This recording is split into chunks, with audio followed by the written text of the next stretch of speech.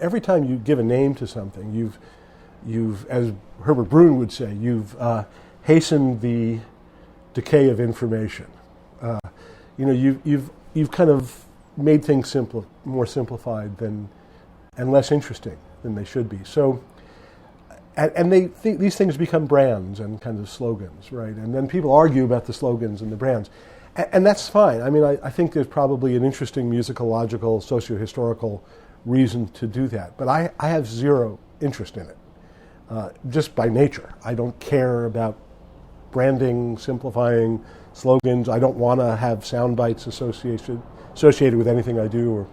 So it's not so interesting to me to figure out why that's the case. And I think also the people whose music I respect the most have a similar kind of attitude. I think I share that with them, that maybe it's just there's no time for that kind of nonsense. I'm not trying to sell anything. I'm not trying to get a gig. I don't want to have a one sentence that he's the tuning guy or whatever. I don't want any of that. I want to follow musical ideas out to their natural fruition, at their most complex, at their most deep, at their most other.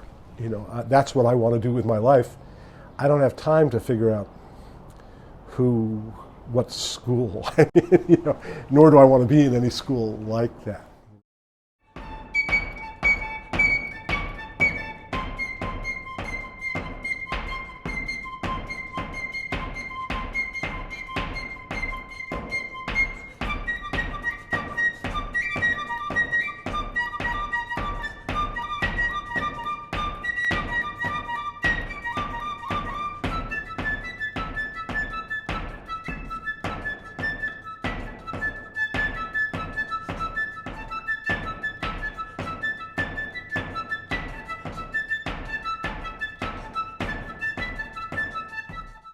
What is kind of interesting to me is to not really distinguish much between quote-unquote composing and performing and doing theoretical stuff and the kind of amateur musicology stuff I do, and working with Frog Peak. And I keep pretty busy.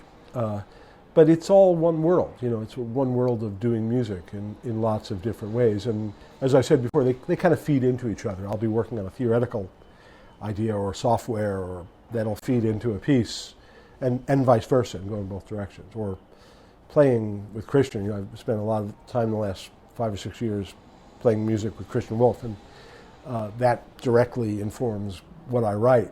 And hopefully what I write directly informs how I play with him. So. And being in Frog Peak, it's all with composers. So it's not quite as distracting as it might sound, although sometimes it can be. Frog Peak, we don't function as a traditional publisher in any way. What we do has a certain kind of function in the world. When we take Frederick Shevsky, we take everything he's ever done. If it's a paper napkin that he wants to distribute, we'll distribute it. We don't care. We make no editorial or curatorial decisions. We choose people. We have published a few books, and we have put out maybe 10 CDs in 25 years, but they've not really been the notion of we're a CD company or we're a book publishing. It's always about availability. We're only interested in availability. There's a garage somewhere where there's a master of 300 Philip Corner scores, and you can get them from us. We're not going to try to convince you to get them. We're not going to make it all that easy because we're a small group and labor is, personnel is an issue. But we do, if you want it, we will send it to you, and for a small price. And then we pay royalties to the composers based upon what the actual item that we sell, which is not viably economic. No publisher would survive 2 weeks if they did that. But then again, we're not economically supposed to be viable, so we're okay.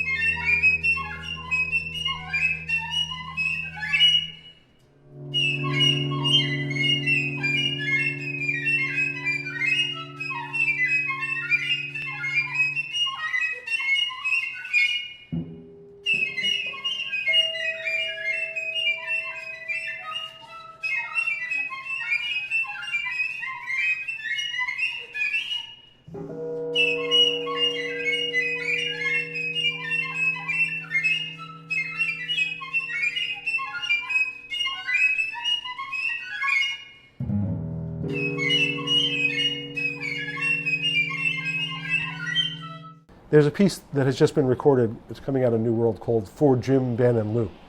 One movement's for Jim Tenney, one movement's for Ben Johnson, one movement's for Lou Harrison. And the one for, they're all nuts. I mean, what the performers are asked to do, but in the piece for Jim, it's for guitar, percussion, and harp. The percussionist retunes the guitar continually throughout, and the guitar player's playing some pretty hard stuff. The percussionist is tuning the strings to different just intonations as the piece progresses. And as I'm writing this, I'm going, this is a crazy thing to ask, and also thinking of the Smothers Brothers, because they used to have a little bit ready to that. And I remember showing it, the score to Jim. He said, well, good for you, you're pushing it to the next level. And that's an interesting thing to say, not as a compliment, but that if you don't try it, it's not going to happen. And that piece has now been played a lot by this group in Belgium, by a guitarist named Toon Collier, who's a spectacular player, a wonderful young musician, and his ensemble has done a whole CD of my guitar music. And a lot of it requires these kinds of crazy acts, which are not sort of theatrical. I mean, they're crazy musically. They're not, you don't even know that the percussionist is doing it.